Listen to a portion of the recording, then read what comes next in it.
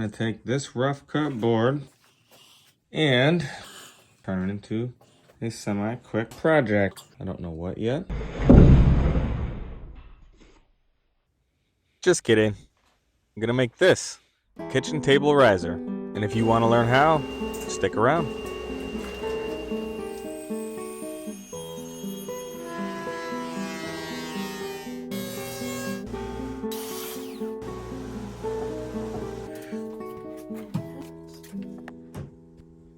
So as with every project, after I get it all milled up, I clamp it up with a little bit of glue and handy dandy cauls, and I get to work.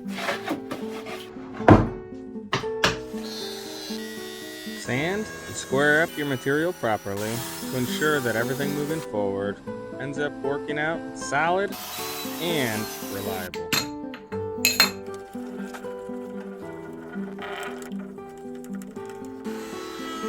Whenever I'm routing anything, whether it's a tabletop or a cutting board, always start with the end grain. In case I get any tear out, I leave that to be fixed with my long cuts on the sides.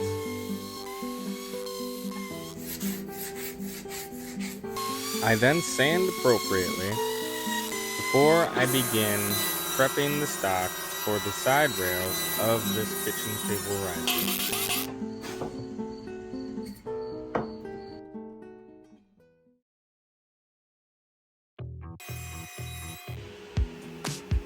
So I'm new to this turning stuff, but I've realized the more material that I can remove before it goes on the lathe, the easier time that I'm going to have with it. So initially, I set the blade to 45 and cut away as much waste as I could before setting it up on the lathe, making this process a lot faster and a lot more enjoyable.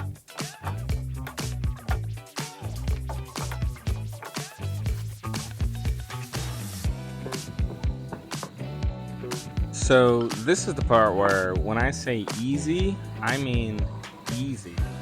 Basically, I cut all my pieces to size, mark out where they gotta be, put a little bit of glue on the top side and on the end grain of each of these end pieces, and then just the bottom of the long stretchers, and slide them into place. Very, very easy.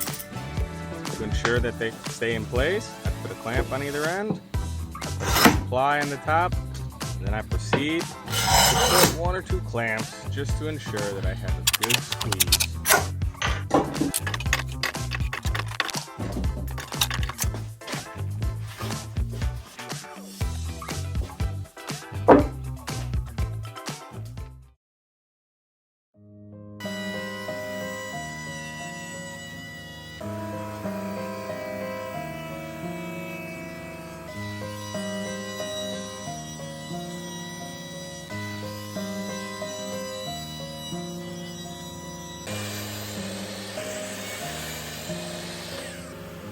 So as I start heading towards the finish line, I just wanted to share a couple thoughts. So this is a very, very achievable project, and you don't have to use maple and mahogany like I did here.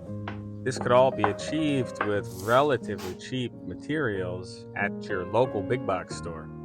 A pine board for around $20, a $15 Forstner bit, and maybe a $10 dowel rod, and you have everything you need to build this exact same thing, but leaving it open to customization with stain or paint and anything that you can really think of.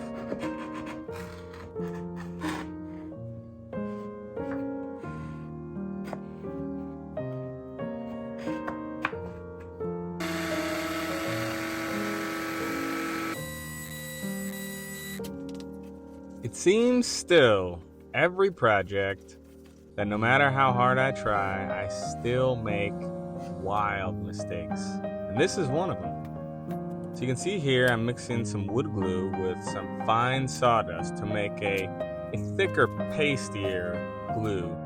And I'm doing that because I didn't pilot hole the Forstner bit holes.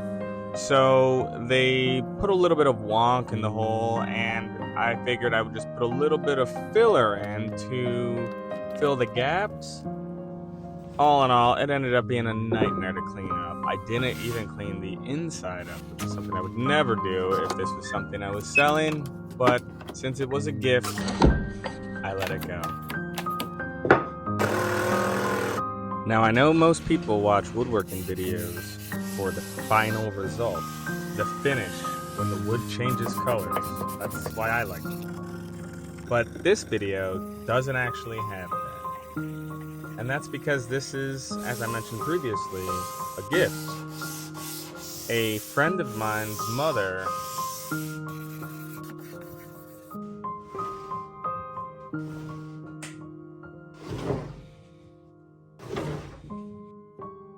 and try to turn it into a semi-quick turnaround project. I figured, what could I make for her that she could customize that isn't a cutting board? And this is what I came up with. I hope you enjoyed it. And if you're interested in building one of these, well, I've attached the free plans. You can either download them from the link in the description or just check these out. Have a great day.